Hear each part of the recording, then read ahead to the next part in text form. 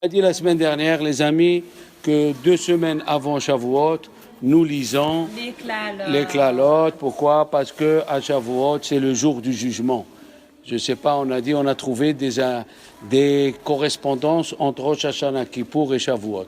Et il amène le Shla Kadosh au nom de Rabbi Meir Ibn Gabbai, qui a écrit un livre qui s'appelle Tola'at Yaakov, où il a écrit qu'à Shavuot, c'est Yom Adin la Torah. C'est le jour du jugement de la Torah. Ça veut dire Dieu il va juger qu'est-ce que tu as fait avec le temps qu'il t'a donné. On a parlé de ça la semaine dernière. Il y avait des correspondances parce que c'est écrit à Kippour Be'etze Mayom Hazeh et à Shavuot aussi c'est écrit Be'etze Mayom Hazeh. Chaque fois, Be'etze Mayom Hazeh, ça veut dire aujourd'hui même, chaque fois qu'il écrit Be'etze Mayom Hazeh, ça veut dire que malgré qu'il y a quelqu'un qui veut faire le contraire, Dieu il décide Be'etze Mayom Hazeh, Be'etze Mayom Hazeh. Dieu il décide et il fait ce qu'il veut. Il fait ce qu'il veut. Malgré qu'il y a une contradiction, comme au sujet de Noah, c'est écrit Be'etze Mayom Hazeh. Même que les Rechaim qui étaient autour de Noah, ils ont dit nous on ne le laissera pas monter. Dieu il a dit c'est moi qui décide. Be'etze Mayom Hazeh. Alors la même chose, à Kippour c'est écrit Be'etze Mayom Hazeh, vous jugerez, vous jeûnerez. Ça veut dire que pendant l'année, Dieu, il se met dans un coin. Après qu'il a écouté les accusations et tout ça, il se met dans un coin, il fait ce qu'il veut, il pardonne à qui il veut, même si le type il a fait les péchés, Adla Shamaim. Il fait ce qu'il veut, Dieu. Be'etze Mayom Hazeh. La même chose, quand Dieu il a voulu donner la Torah, c'est écrit Be'etze Mayom Hazeh. Be'etze Mayom Hazeh, Dieu il a donné la Torah malgré que les malachim, ils veulent ou ils veulent pas. Chaque fois que c'est écrit Be'etze Mayom Hazeh. Alors, entre Shavuot, c'est écrit Be'etze Mayom Hazeh, vous fêterez Shavuot, c'est écrit donc pour Be'etze Mayom Hazeh. Après, à Rosh Hashanah, qui est Yom Adin aussi, le korban Moussaf de Shavuot, il a une anomalie comme le korban Moussaf de Rosh Hashanah. Dans tous les korbanot, c'est écrit Veikravtem Ola. Vous ferez un holocauste. Et ici, dans Rosh Hashanah, c'est écrit Va'asitem Ola. Va'asitem, pourquoi? Si vous acceptez sur vous, comme il a fait Yitzhak Avinu, il a accepté d'être Ola, je vous pardonne. Va'asitem Ola. Et à Shavuot, il n'y a pas écrit de Korban Khatat. Pourquoi? Chachamim, il dit le Maharal de Prague, celui qui accepte sur lui la Torah et Dina Sevenishma, c'est comme s'il a amené tous les korbanot du monde entier. Vous vous rendez compte? Donc, il y a des anomalies qui nous fassent ressembler entre Rosh Hashanah, Kippour et Shavuot. Shavuot, c'est le jour où c'est écrit, il n'y a pas le korban khatat. Dans Rosh Hashanah, il y a écrit Va'asitem Ola. À Kippour, c'est écrit Be'etze Mayom Hazeh. Ici, c'est écrit Be'etze Mayom Hazeh. Il y a des anomalies. Alors, ça les rejoint. Et pour dire quoi? Car Rosh Hashanah, Dieu, il juge les corps. Et à Shavuot, Dieu, il juge la Torah qu'il t'a donnée. Qu'est-ce que tu as fait avec? Qu'est-ce que tu as fait avec? Et nous voyons dans la Gemara, on a dit dans la Gemara de Shabbat, que quand les Juifs, ils ont dit Naaseh Venishma, on ressemble au hétrog. Le hétrog, qu'est-ce qu'il a de beau? C'est qu'il peut rester 3 ans dans le même arbre avant qu'il viennent les fleurs. D'habitude, il y a les fleurs, après il y a le fruit. Le hétrog, il est là avant que les fleurs ils arrivent. Ah oui, et nous, on a dit Naaseh avant Nishma. Donc, et je leur ai dit hier au cours, la Gemara, elle dit une chose extraordinaire, Dieu, il a créé un ange qui tue. Il s'appelle Tavouah. Et celui-là, c'est écrit dans le Shulchan Aruch, c'est Mantassah, 468. Dans le Shulchan Aruch 468, c'est écrit que c'est pas bien de faire une saignée avant Yom Tov. Et les Mefarshim disent, c'est pas que avant Yom Tov, avant Shavuot aussi. Avant Shavuot, normalement, on ne fait pas de saignée, une prise de sang. Pourquoi? Parce qu'il y a un ange qui s'appelle Tavouah, que Dieu a créé, que si les Juifs n'avaient pas dit Naaseh Venishma, ils nous auraient tous tués. Il dit le Machatzita Shekel, mais le don de la Torah, il a été donné 3400 ans en arrière. Il a dit pas du tout. Quand il vient un événement, on a parlé de ça. Le Maharal de Prague, il a dit, le Mirtav Meliao, il a dit, le Ben Ish Hai, il a dit, Rabbi Yonatan Abissis, il a dit, quand il vient un événement, ça renaît les mêmes lumières qui ont été créées, ils reviennent. Eh bien, Eh bien, voilà la correspondance chaque fois. Alors, excusez-moi, saigner avant Shavuot interdit. Interdit, avant Shavuot. Et tous les veilles de Yom Tov. Tous les veilles de Yom Tov. Voilà ce qu'on a dit en résumé la semaine dernière.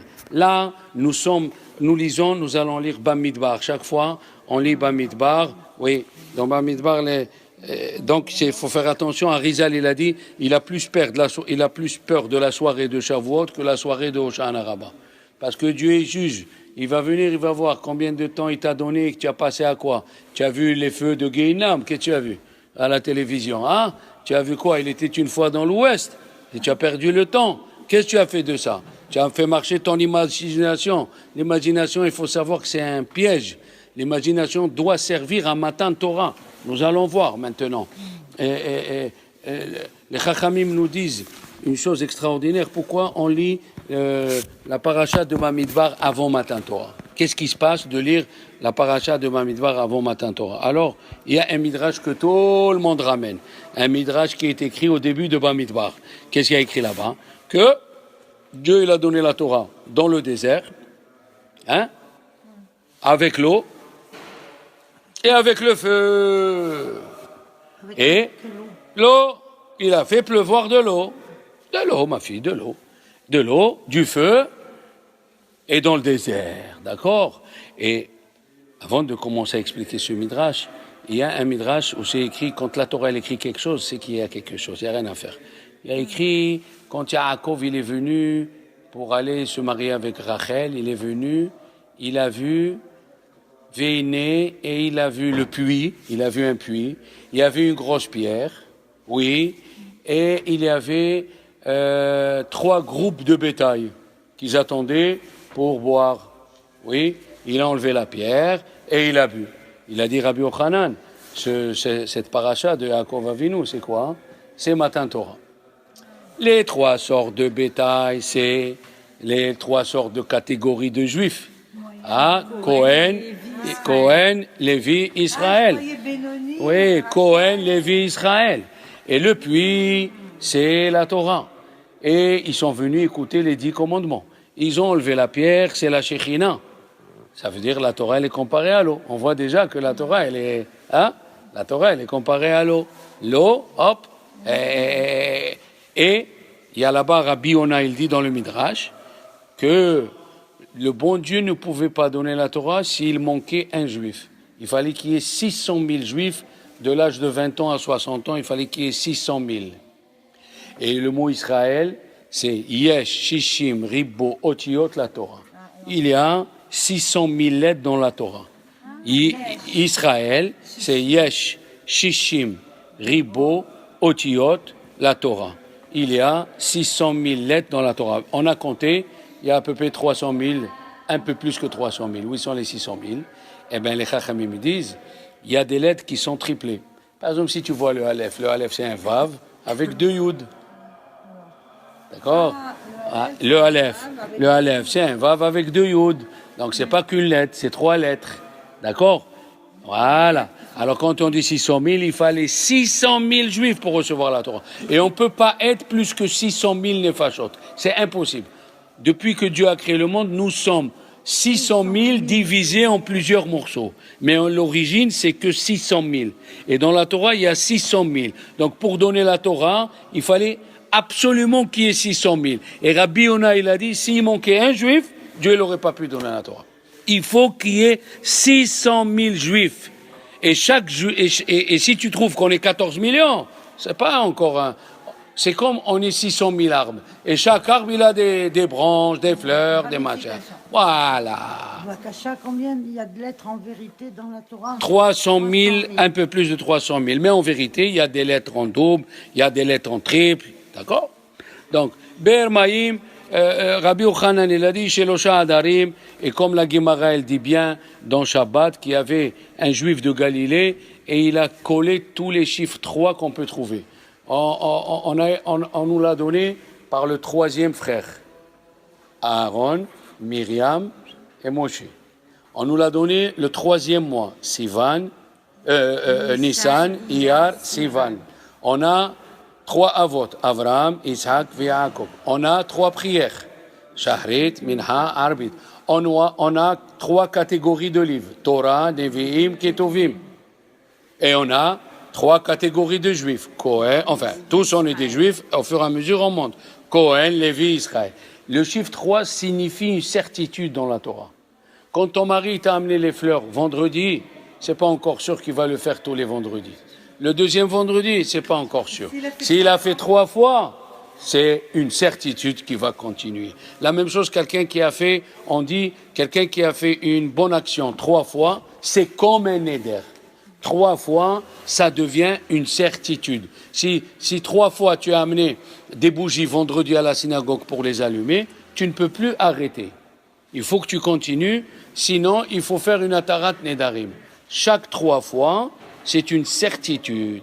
Et alors la même chose, les 3 catégories de juifs, et les 3 Kohanim, Lévim, Israélim, et chaque fois il a trouvé le 3, le 3, le 3, le 3, et chaque fois que tu multiplies par 3, ça se renforce. Ça se renforce. Et comme elle dit la Gemara, celui qui met le talit et les tfilines et il a la mezouza à la maison, quand il sort, il est sûr de ne pas fauter. Parce qu'il a dit le roi Salomon, Ve'ahut ameshulash, et le fil tressé 3 fois, l'obimhera inatek, il ne se cassera pas facilement. Donc chaque fois qu'il y a 3, c'est bien. Oui, c'est pour ça que peut-être Rachid il est né dans la ville de Troyes. Ah ouais, Rachid, pas n'importe qui, dans la ville de Troyes quand même. On a parlé de 300 000 lettres. 600 000 lettres, et il y a 300 000, mais ils sont décomptés d'une autre façon. Alors, c'est pour nous dire qu'on est 600 000 nefashot, 600 000 âmes.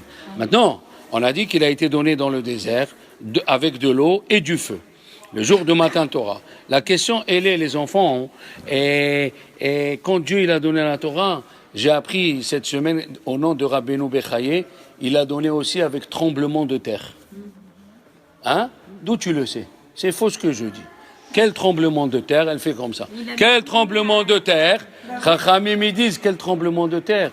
Les Juifs, ils ont dansé. Comme Simchat Torah. Et 6 millions de Juifs qui dansent. Déjà ici, quand il y a le foot, il y a 40 000 ou 60 000 spectateurs qui font ouais, moi de chez moi, de la Rouvière, je les écoute. Alors imagine-toi, 600 000 Juifs qui dansent.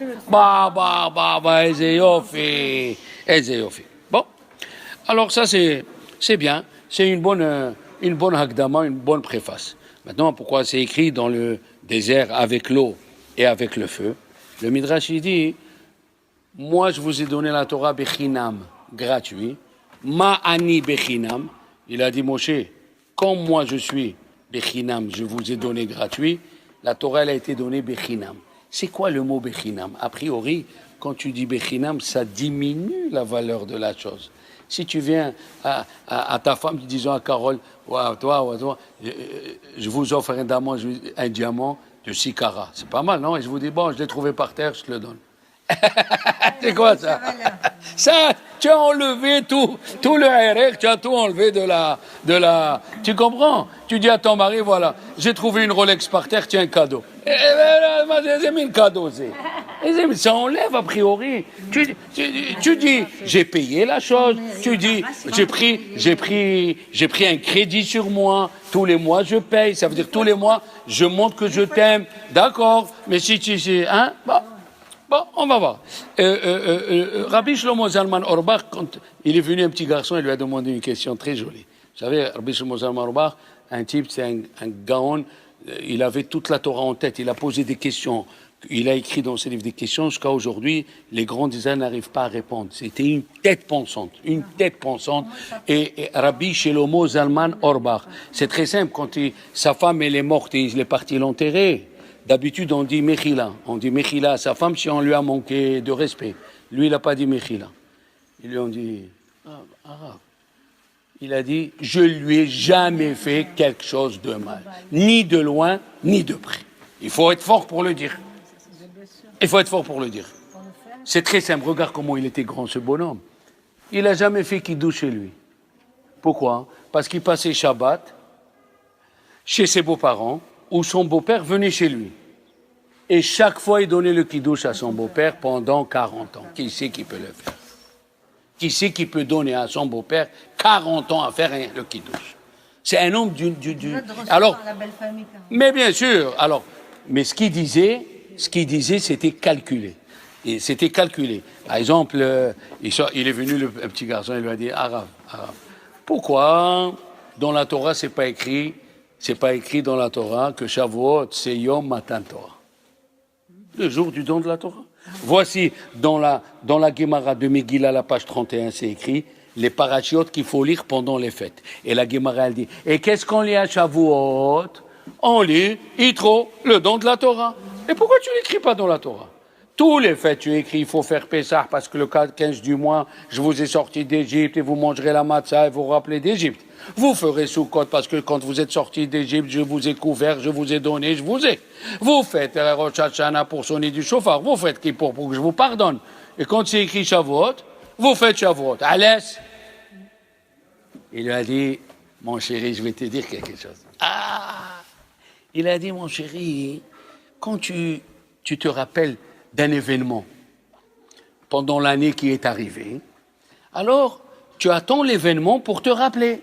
Par exemple, tu es sorti de prison, ou bien tu étais en danger de mort. Et les docteurs, ils ont dit, ça y est, il n'y a plus d'espoir. Et ils se sont mis les gens à prier, ou comme le Rambam, il faisait une fête chaque année, le jour où Dieu l'a sauvé d'un naufrage. Chaque année, ils se rassemblaient, et rassemblaient les gens à la maison. Merci mon Dieu, merci. C'est pour ça que le Ben Ish Chai dit, c'est important de faire l'anniversaire. C'est important. Remercie Dieu qui t'a donné encore un an. Encore un an. Tu as compris? Moi, cette semaine, mon copain me dit, je t'invite. Alors j'ai dit à ma femme, c'est honteux, on ne peut pas lui refuser. Et on nous a invités. Et il me dit, attention, moi je veux ta femme aussi, je veux qu'elle parle à ma femme, parce que ma femme, elle n'est pas très avancée. Bon, et alors moi, je dis, d'accord, que tu veux? Je lui dis, il m'a dit, non, mais on ne va pas sur restaurant, on va à celui-là. Et il retarde, il me dit, bon, je viens te chercher, on finit, Mincha, Arbit.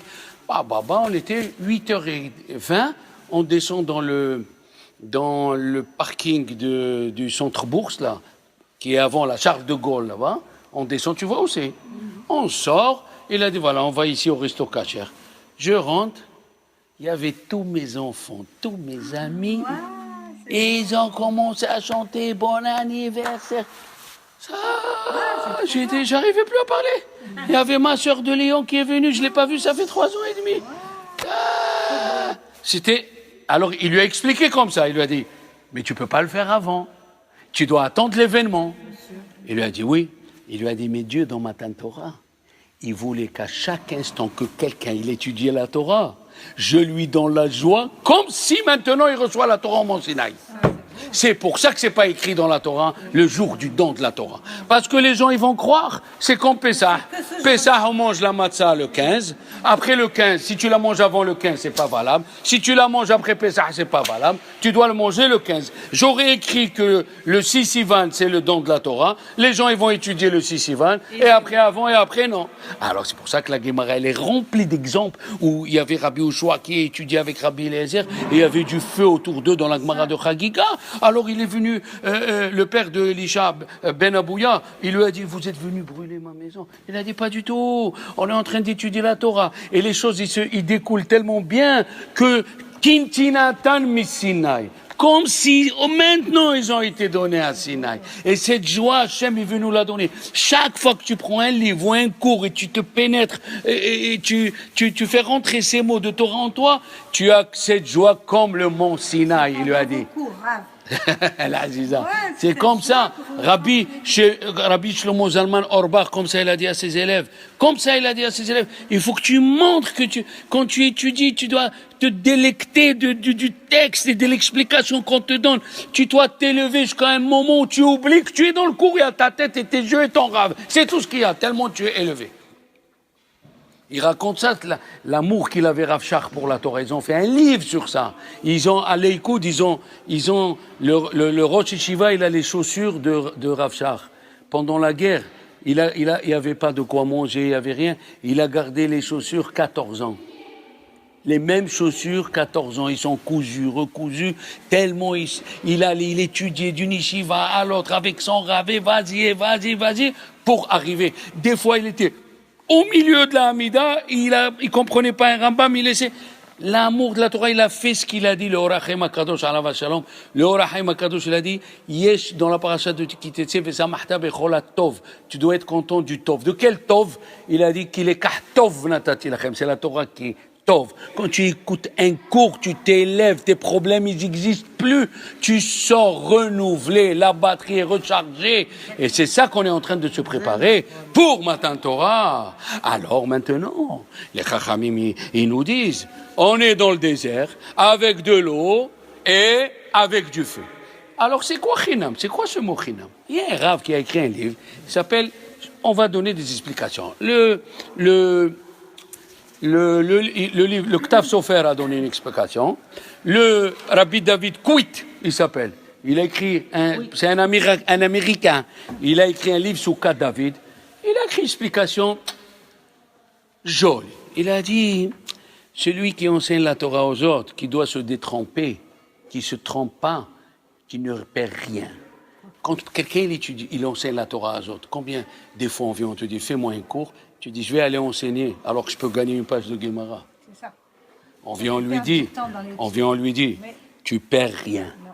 C'est comme une bougie. On peut allumer 5 millions de bougies, tant que la bougie est allumée, tu perds rien. Et d'où on le sait?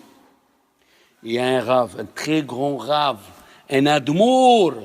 Il a dit, comment on te dit de devenir riche? Qu'est-ce qu'elle a dit la Torah? Dans le Maaser. D'où il vient ce mot Maaser? Il vient du mot Ashir. Asher, Bishvil Asher. Asher, c'est 10. Ashir, c'est riche. Quand tu donnes, tu t'enrichis. Oui ou non? Il a dit, quand tu donnes ton temps aux autres, tu t'enrichis. Si pour le matériel, tu t'enrichis. Asher, ça m'intéresse, non, Aser, Bishvil, Shetit Asher. Donne 10 pour que tu t'enrichis. Et elle a dit la Gemara, c'est pas possible que tu donnes Maaser et que tu deviens pauvre. C'est impossible. Et à Rambam, il a dit, j'ai jamais vu quelqu'un qui est devenu pauvre en donnant la tzedaka. À Rambam, il a dit, j'ai jamais vu quelqu'un qui devient pauvre en donnant la tzedaka. C'est pour ça, Rav, qu'on dit dans le Birkat, je n'ai jamais vu un riche, lo na'ar hayiti, vegam tzakanti, velo raiti tzadik ne'ezav vezar'o mevakesh lachem. C'est ça, c'est la même chose? Oui, c'est un tzadik, c'est qui donne, s'il est tzadik, c'est qui donne maaser. Quand tu donnes la tzedaka, tu perds pas. C'est sûr que tu vas recevoir.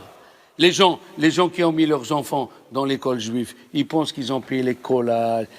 Mais tu sais pas ce que tu vas recevoir après. Ils vont se marier avec des juifs, ils vont avoir des petits-enfants à la maison juive. Tu vas être heureuse et heureux. L'argent que tu as mis, il n'est pas parti pour rien. Alors, puis David Kuit, il a dit, c'est ça, Hinam. Hinam, qu'est-ce que c'est Hinam? Ça veut dire tu perds rien. Tu perds rien. Et alors, c'est ça le mot Hinam. C'est pas que ça vaut pas de l'argent. C'est pas que c'est que tu perds rien quand tu enseignes, tu t'enrichis. Parce que, il a dit Rabbi Hanina, j'ai appris de mes maîtres, j'ai appris de mes copains. Le plus que j'ai appris, c'est de mes élèves. Parce qu'ils te posent des questions bnia. Et des questions les plus simples, des fois, ils t'échappent. Ils t'échappent les questions les plus simples, ils t'échappent. Et tu es obligé d'aller chercher. Et tu t'enrichis. Tu enrichis tes connaissances. Après, il a dit, l'eau. La Torah, elle est comparée à l'eau. Et comme l'eau purifie, quand on va au mikvé, quelqu'un qui est impur ou un lépreux, n'importe qui est impur, la Torah aussi, elle purifie, puisque nous avons vu que Bil'am, quand il a fait la chanson, il a dit Ka'ohalim, comme ils sont comme les tentes, et à côté des tentes, il y a les ruisseaux. Qu'est-ce qui vient faire les tentes et les ruisseaux? Qu'est-ce qui vient nous dire comment il faut faire le camping? Il faut acheter la fuma et la gourde. C'est quoi ça? Non, il a dit comme la Ohalim, les tentes au pluriel. Yaakov Avinu, il était assis où? Ohalim, dans les tentes au pluriel. Pourquoi au pluriel? Shel Shem va Ever, de Shem et de Ever. Et nous, quand on dit Ohalim, c'est qu'on apprend la Torah chez Birtav et la Torah chez Béalpé. Et comme le ruisseau, il purifie la personne, il rentre, la même chose, celui qui vient dans la tente de la Torah, alors il se purifie. Maintenant, Bamidbar, c'est quoi Bamidbar? Dans le désert, il a dit le désert, pour ceux pour ceux qui connaissent comment vivre dans le désert, c'est l'endroit le plus facile pour manger. Alors que nous, ici, il nous faut la mayonnaise, la moutarde, les hadar, banana. Il a dit, quand tu demandes aux gens qui gardent la nature, les gardes champêtres, oui, ou les gardes forestiers, qui vivent là-bas et tout, tu dis, c'est le plus facile à vivre. Il sait quelle herbe manger, il prend un œuf, il le cache sur le capot quand il fait chaud. Au revoir. C'est la plus facile. Pour étudier la Torah, les enfants, il faut laisser le matériel de côté. Il faut laisser, si au moment du cours, le magasin il va ouvrir le boutin et tu vas perdre les soldes, eh bien, c'est pas grave. Il faut savoir, le boutin, il va pas t'amener à Olam Haba. C'est pas parce que là, il a une semelle rouge que tu vois rouge à chaque fois que quelqu'un y met ses chaussures, tu vas perdre ton cours. Non, le Midbar, c'est l'endroit où il y a le moins. Ils ont dit que c'est pas. Izaru bibne anim. Faites attention aux pauvres chez Mehem, etc. La Torah, elle vient chez les messieurs qui ont le moins, ou chez les gens qui ont le moins de matériel possible. Toi, tu cherches le matériel, mais tu ne comprends pas.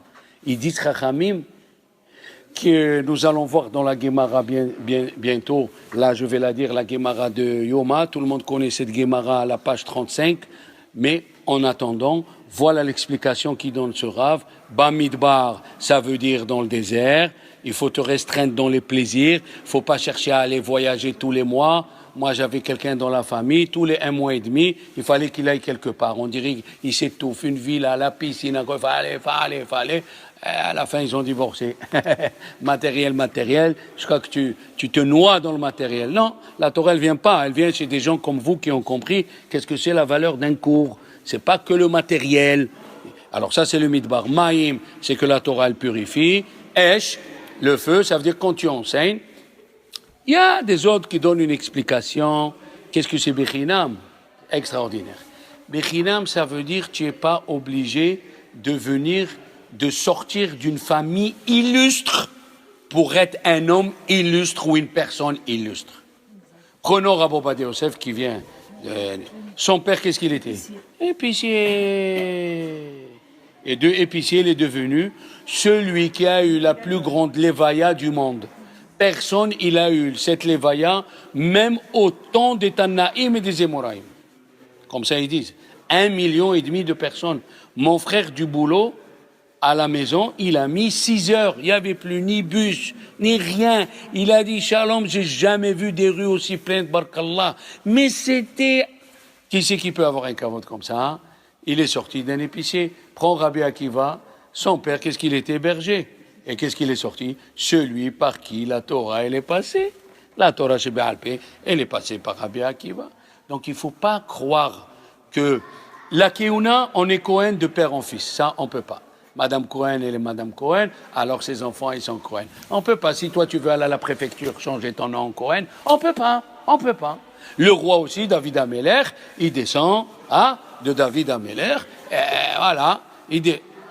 Mais Keter Torah, la Torah, elle est posée dans un coin. Kol harotze litol yavo vitol. La Torah, tu veux t'enrichir. Il y a des gens, rien qu'en venant écouter les cours, ils sont devenus des professeurs. L'amour de la Torah, l'amour de l'étude. Pourquoi? Il y avait une fois, vous savez qu'il y avait un grand rave qui était au XVIIIe siècle, 1700 et quelques, il s'appelait Rabbi Ephraim Margaliot. Pour tous les Ashkenazim, il a fait des livres de halakha. Tous les Ashkenazim, ils suivent son livre, il n'y a rien à faire, Rabbi Ephraim Margaliot. Mais pourquoi on l'a appelé Margaliot? Les diamants. Quel diamant? La margalite. Pourquoi on l'appelait Margaliot, les diamants? Lui, il avait une règle générale. Madame Riguer, de 9h à 11h, ils sont fermés dans sa chambre, il étudiait avec son chaver, de 9h à 11h. Une fois, le bon Dieu, il lui a envoyé le Satan pour le mettre en épreuve. Et il est venu un type, il a tapé, la femme, elle a ouvert, oui, habillé bien, avec une barbe, parce que le Satan, il peut se transformer avec une barbe. Plus tu montes de degrés, c'est pour ça que Yaakov Avinu, quand il s'est battu avec l'ange, la Gemara elle dit, il y a qui disent qu'il est apparu comme lui, comme un homme normal, il y a qui disent qu'il est apparu comme lui, comme un ange, et il y a qui disent comme un Talmid Chacham. C'est toutes les étapes que tu auras dans la vie. Par exemple, il dit Rabbi Ovadia Yosef, par exemple, La Mila, on t'invite à une Mila. La Mila, c'est combien la mitzvah? Une mitzvah. Avant l'étude de la Torah, chaque mot, c'est une mitzvah. Et le Satan se dit, la Mila, ils vont te voir, tu es important, ils t'aiment les gens, mais 1 heure de Torah. Chaque minute, il a dit, Chafetz Chaim, tu peux faire 200 mitzvot. 1 minute de Torah, c'est 200 mitzvot. Alors que la Mila, tu dois aller en ville, attendre, le Moël, il est en retard, celui-là, il est en retard, qu'est-ce que tu fais? Tu montes de degré. Dans le combat, tu montes de degré. D'abord, au début, on te fait un combat entre Taref et Kacher. Après, dans le Kacher, tu t'es tellement bien habitué, on te fait un combat entre Kacher et Halak. Est-ce qu'il faut manger Halak ou non?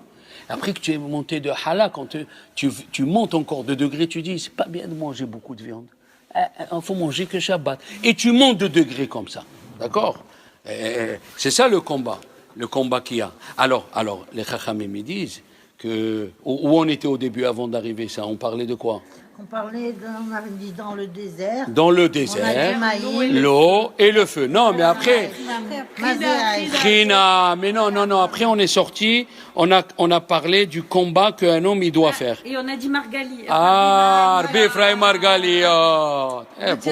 Pour voir si vous suivez. Vous êtes des diamants. Il faut vous astiquer à chaque fois ou quoi? Bon, alors il a dit, il est venu le monsieur habillé. Il a dit à sa femme, voilà, je sais que ton mari vend les diamants. Il lui dit, voilà, j'ai des diamants, chaque diamant 5 carats à 500 euros.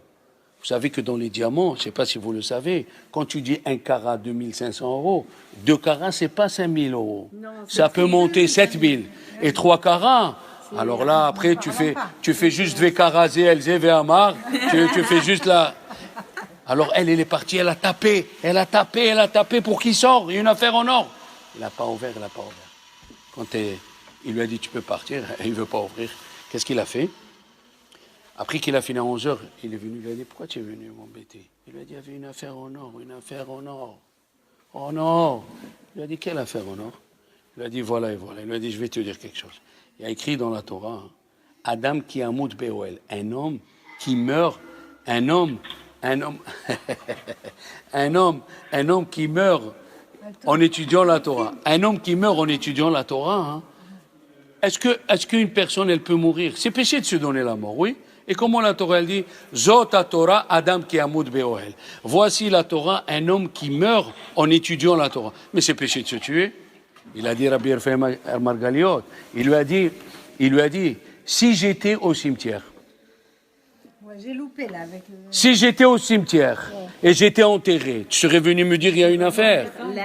Non. Alors c'est ça un homme qui se tue pour la Torah. Adam, c'est pas un homme, c'est une personne, ça peut être une femme. Adam, ça peut être une femme. Ish, c'est un homme. Alors c'est écrit Adam qui a de 9h à 11h, je suis mort. Alors on l'a appelé Rabbi Ephraim Margaliot.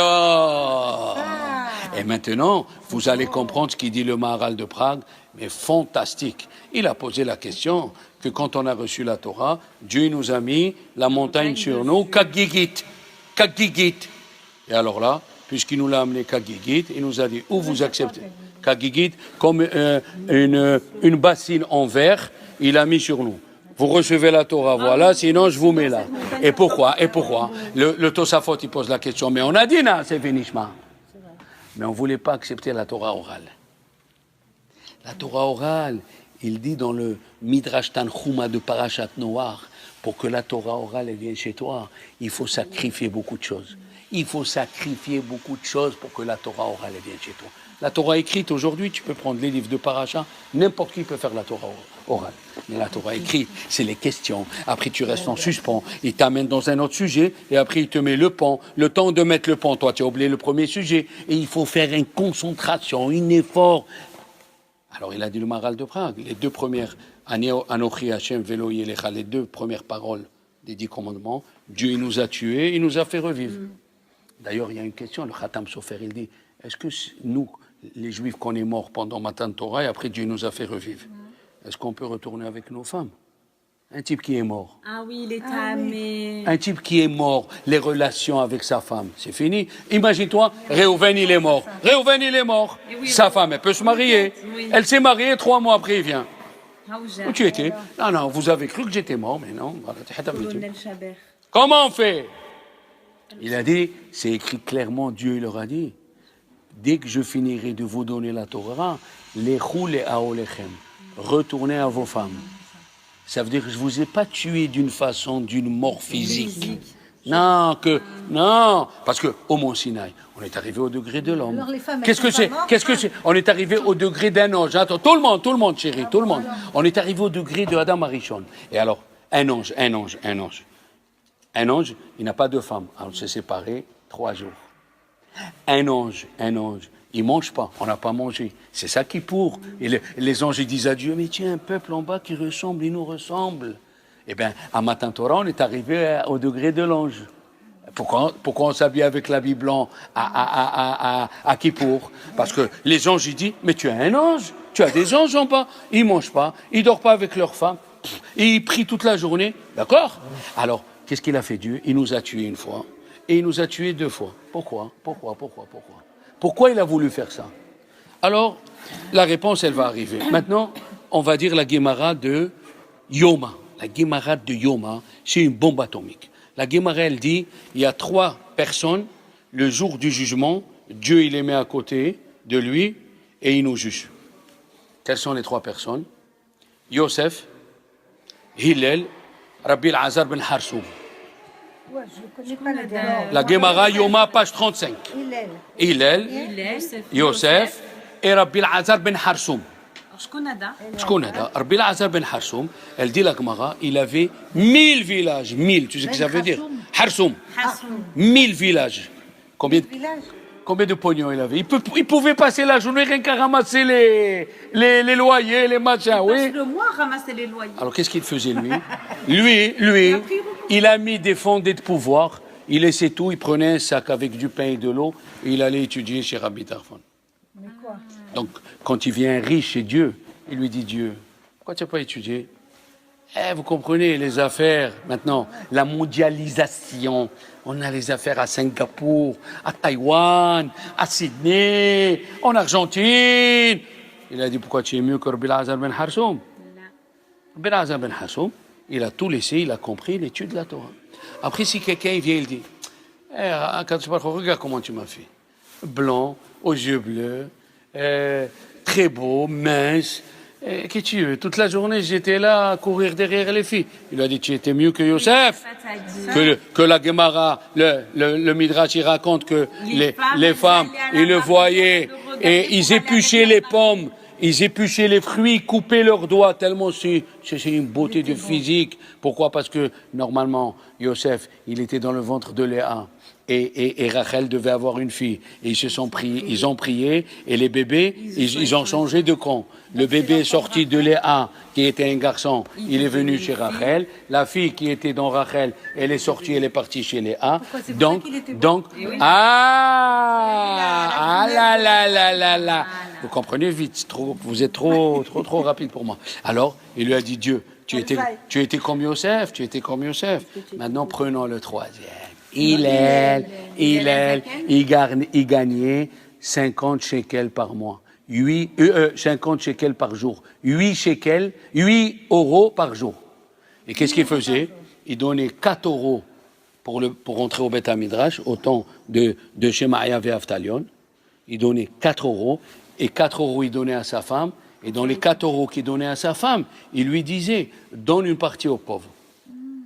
Une fois, je répète la Gemara, une fois, il y a eu la neige, il n'a pas pu payer vendredi. Pour rentrer le Shabbat, le vendredi soir, pour rentrer au cours, il fallait payer. Il n'avait pas de quoi payer. Ah, il est monté sur le toit. Il est monté sur le toit parce qu'en Israël, Shabbat, en hiver, il rentre vite. Alors il est resté là-bas, il étudiait. La dracha, elle durait jusqu'à 11h du soir, Madame Carole. Hein. Si on nous disait le vendredi soir, reviens à la synagogue. Et ils ont vu la photo, l'ombre d'une personne dans la lucarne. Alors ils sont montés, il est descendu. Et qu'est-ce que c'est écrit qu'ils ont dit? Ah oui, pour Hillel, il faut profaner Shabbat. Pour Hillel, Kedaï Hillel de profaner sur lui. C'est quoi cette phrase d'abord? Si c'était un autre juif, il ne faut pas profaner. Et deuxièmement, pourquoi il y a écrit 1,5 mètre de neige? Cette Guémara, elle est difficile. Il y a plusieurs chachamim qui posent la question, mais quand on veut faire une mitzvah, quel est le maximum qu'il faut donner pour une mitzvah? Je vais acheter un loulav. Il vaut 100 francs, il vaut 100 euros. Oui, mais un loulav, 100 euros. Et moi, j'ai 100 euros. Combien je dois ajouter si le monsieur me dit, non, il y a un plus beau à 120? Je ne dois pas dépasser un tiers. Et il y a qui disent, je ne dois pas dépasser un cinquième. Chomesh dans les mitzvot, tu n'es pas obligé. On vient, on te demande une paire de téphilines elle coûte 400 euros. Le monsieur, il te demande 700. Tu n'es pas obligé de l'acheter. Tu viens à la synagogue le matin, tu pries, tu demandes à ton copain, prête-moi les téphilines. Tu ne peux pas rester sans téphilines, ok, mais tu peux venir, mais de dépenser plus qu'un cinquième.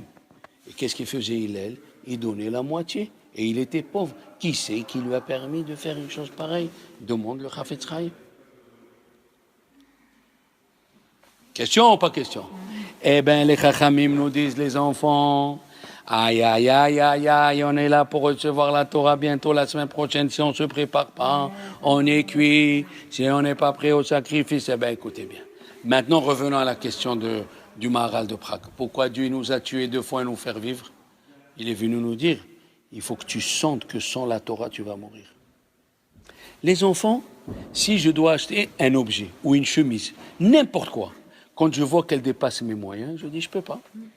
Mais imagine-toi, Carole, imagine-toi que si on est dans une ville où il y a un microbe et tous les matins, il faut aller à la Timone, prendre un comprimé qui coûte 50 euros. Et si tu ne le prends pas, tu meurs. On va réfléchir? Là. Moi, je me rappelle, je ne sais pas, mais il y a 20 ans en arrière, j'ai eu des ganglions sous les aisselles. Et je suis parti à l'hôpital. Et le docteur, quand j'ai dit ganglions sous les aisselles, tout le monde s'est tué et ils avaient la figure blanche. J'ai rien compris, mais après ils m'ont expliqué. Il m'a dit, vous pouvez lever le bras? J'ai levé le bras. Il m'a touché, j'ai crié. Ah, tout le monde dit, ben heureusement. J'ai rien compris. J'ai dit, vous pouvez m'expliquer, monsieur? Il a dit, voilà, c'est très simple. S'ils te font pas mal, c'est que tu es dans le concert. Maintenant que tu as mal, c'est question de transpiration. Les boules, les glandes de ces bonnes, ils se sont embouchés. Et quoi? Alors attends, on va te donner les antibiotiques de 3e génération. Je dis, vous savez, moi, je suis de l'ancienne génération. Si vous pouvez m'expliquer, il a dit, voilà, chaque comprimé, M. Cohen, c'est 70 francs de l'époque. Alors que moi, je gagnais juste de quoi vivre. J'ai réfléchi. Là. Quand c'est la santé, caché 70 francs, j'avais bloqué. À force de mettre les déodorants, ben ouais. Après, il m'a donné Dove. Depuis que je me lave avec Dove, tout va bien. Tout va bien. C'est Cachère. Alors, les enfants, maintenant on comprend Hillel. Hillel, sa respiration, c'était la Torah. Sans Torah, il meurt. Sans la Torah, il meurt. C'est ce que Dieu a voulu nous donner le message le jour de Shavuot. Je vous tue et je vous fais revivre. Si vous ne comprenez pas que, c'est comme elle vient de faire, Carole, ce matin, quelque chose de bien. Et quand je dis chaque fois des exemples, il te dit, mon mari, il arrive à telle heure. Mon fils, il arrive à telle heure. Tu dis, je ne peux pas. Je vais à la Timone. Je dois prendre le comprimé. Tu peux le prendre à ma place? Non. Si je rate, je peux mourir dans la journée. Qu'est-ce qu'il va te dire ton fils? Vas-y. Eh bien, la même chose, c'est ça, un cours de temps. Il faut profaner Shabbat, après, je comprends pas le rapport. C'est Hillel. Ils ont dit les rabbins, pour lui, on profane Shabbat. Parce que lui, on a compris que sa respiration, c'est la Torah. À un point qu'il donnait la moitié de son salaire. La moitié. J'ai dit dans le cours Shabbat matin, on ne comprend pas qu'est-ce que c'est pour un homme, la tefila betzibur. Si on sait ce que c'est une tefila betzibur, on serait levé depuis 3 heures du matin. J'ai dit, voilà, j'ai pris l'exemple d'un collègue là-bas, je lui ai dit, quand tu avais réunion à Lyon, à quelle heure tu t'es levé? Il a dit 4 heures du matin. Vous savez ce qu'il a dit Rabbi Eliezer dans la Gemara de Megillah, la page 27? Il a dit, on lui a dit, pourquoi ta vie s'est allongée? On veut savoir, pas pour te faire un inara. Il a dit, moi, jamais quelqu'un m'a dévancé au Beth Midrash. Wow. Jamais personne au Beth Midrash est parti le dernier. Ok. Et qu'est-ce qu'il dit dans le Midrash? Rabbi Eliezer, le même Rabbi Eliezer, il a dit, et quand j'ai vu les éboueurs qui se lèvent à 3 heures du matin, j'ai eu honte de ce que j'ai dit. J'ai eu honte de ce que j'ai dit, qu'il y a des éboueurs qui se lèvent avant moi. Mais c'est fantastique. Ça, c'est les gens qui ont compris que sans Torah, ils vont mourir. Sans Torah, ils vont s'évanouir. Les gens, ils disent, bon, c'est pas grave, un cours, c'est pas grave. Là, ça veut dire que la Torah, elle n'est pas encore entrée en toi. Tant que tu n'as pas fait une folie pour la Torah, elle ne viendra pas chez toi. La Gemara, elle raconte, Rabbi Yochanan, il marchait avec son beau-fils. Dans la Gemara de Chagiga, elle raconte une histoire invraisemblable. Je crois que c'est dans Ta'anit Chagiga. Bon, il lui dit à son fils, à son beau-fils, tu vois cette palmeraie, je l'ai vendue pour étudier à toi. Tu as vendu? Oui. Ils avancent, tu vois cette vigne, je l'ai vendue pour étudier à toi. Ah ouais? Tu vois cette oliveraie? Il lui a dit, mais qu'est-ce que tu as laissé pour ta vieillesse? Il lui a dit, ah, toi, j'ai vendu quelque chose qui s'est créé que pendant 6 jours. Et j'ai acheté quelque chose qui s'est acheté pendant 40 jours et qui va rester les Olméades. Et qu'est-ce qu'elle dit la Gemara là-bas? Un passou qu'il a dit le roi Salomon. Boz et à Ahava, oui. Boz Yavouzulo. Qu'est-ce que ça veut dire Boz Yavouzulo? Il a dit, si quelqu'un il se lève, il veut se comparer à l'amour qu'il avait Rabbi Yochanan pour la Torah, les gens ils vont rigoler pour lui. Quand tu seras prêt de vendre ton bien, quand tu seras prêt de vendre tes biens, de les donner et de payer le Rav pour devenir Rabbi Yochanan, il n'y a pas 3 pages sans le mot Rabbi Yochanan. Il n'y a pas dans la Gemara 3 pages sans Rabbi Yochanan. Et ta Ahava, cher Ahav Rabbi Yochanan et ta Torah, Boz Yavuzolo. La Gemara elle raconte. Il y avait un Rav, il a dit à sa femme dans la Gemara de Hérovim 55, il lui a dit, je vais aller étudier la Torah. Il lui a dit, qu'est-ce que je mange?